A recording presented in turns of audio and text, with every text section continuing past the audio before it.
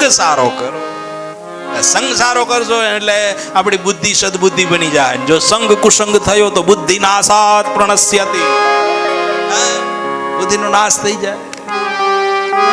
સંગમાં ધ્યાન રાખવું ખાસ. આપણા સંતાનોનો જો કુસંગ હોય તો એને એમાંથી બચાવવા. સંગ તું કરો તો એવા નરની કરજો જે ભજનમાં હોય. વચનમાં રે, વચન ના હોય પૂરા, જો હોય નર અધૂરા. વચન એટલે શું? વચન એટલે શબ્દ. શબ્દને જે ઓળખી જાય ને એને બ્રહ્માદિક જેવાય પગે લાગે છે. શબ્દને એક શબ્દ ગુરુદેવ કા તાતા અનંત વિચાર. વચનની કિંમત.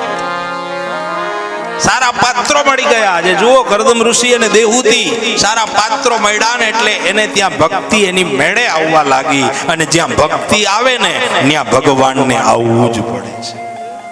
એટલે ભગવાનનો અવતાર થશે. ત્યાં ભક્તિ આવે એટલે પ્રભુ આવે. પ્રભુને ગોતવાની જરૂર નથી. ભક્તિને ગોતી લો. એટલે સવારે મેં કહ્યું ને કે યમુનાજીને સાધી લઈએ એ ભક્તિ સ્વરૂપા છે. એટલે ઠાકોરજી એની મેળે સિદ્ધ થયા.